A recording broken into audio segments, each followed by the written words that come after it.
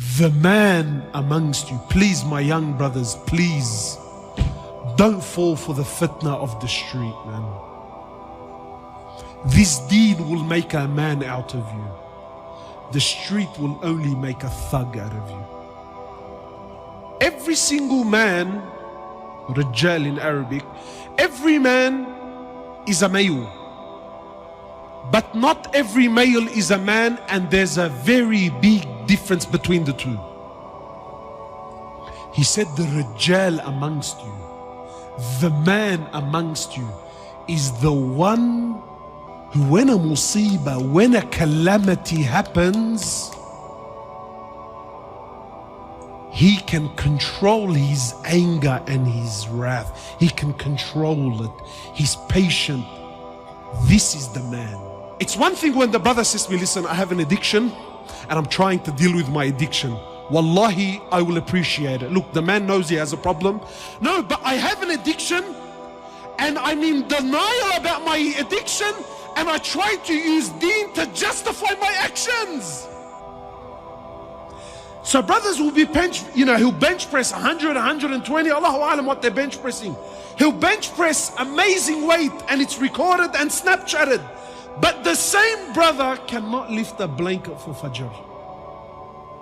You know, my brothers, a Rijal is not determined by his ability to fight or his physical or this. That's not how a Rijal is determined.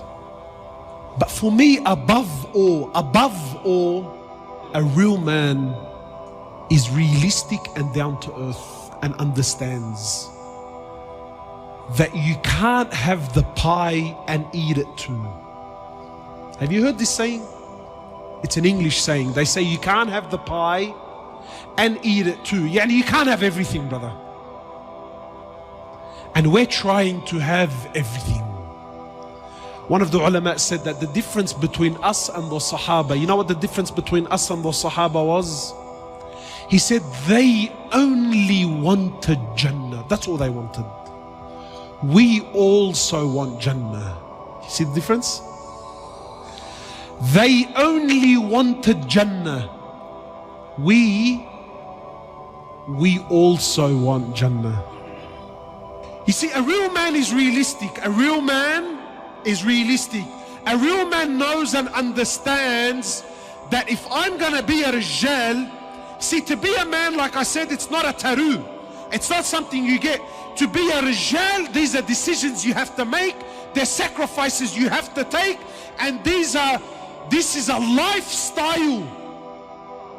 It's a lifestyle that you have to live. And a real man and a real Rijal understands that if I'm gonna be a man, I can't be anything else with it.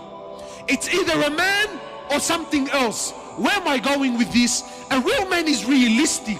He understands that when I get married, that when I have children, that when I take on a job, that when I give my word, when I make a commitment, there are sacrifices that have to be made. You see, today we're not men, we're boys. We're little boys that are stuck in big bodies. That's what we are, my brothers. Wallahi, forgive me. But if we're going to be honest here tonight, we are little boys that are stuck in big bodies. We like to think we're men. We like to think we're men. But when you go by the criteria of Allah and His Prophet, we're very far from it. And here's exactly what I'm saying about being realistic. We love the idea of being with a woman. Who doesn't like the idea? We love women, but no one loves to be married. The commitments of being married, the sacrifices of being married, the challenges and the difficulties of being married is something a real man, a Rijal, knows and understands. But we don't. We're boys. We love women, but no one wants to be married. And understands that in marriage, it's not all rainbows and lollipops. It's difficulties. Yeah, there's good times, no doubt. But there's hardship. And that's why it's half your deen. It's half your faith. We love kids. But no one wants to be a father. ability to have children doesn't make you a man. Your ability to raise those children, your ability to father those children, that's what makes you a man, bro. We love money, but no one wants to work, bro. That's why drug dealing and being a runner is so appealing to the young boy. Everyone loves Allah, but no one wants deen. Brother, how can you love Allah but not have deen? No. So now there's this sick culture. Have you noticed this culture? Brother, you don't know what's in my heart. My iman is in my heart, brother.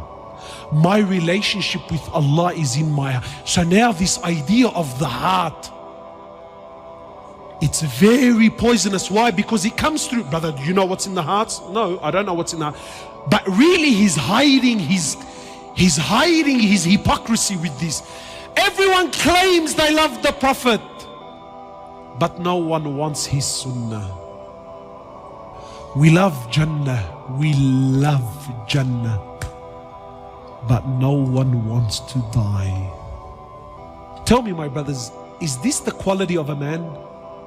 No, it's not the quality of a man. A man is realistic. A man is realistic. A man is honorable. You know what this ummah is suffering from, my brothers? Trust me, it's not knowledge. The alam is ocean, books, apps. Wallahi, jump on YouTube. Knowledge is there, it's abundant. What is this ummah suffering from more than anything? The biggest disease, the biggest sickness of the Muslims, the biggest calamity in the ummah. Do you know what it really is? There's no men. And you know who suffers the most when there's no men?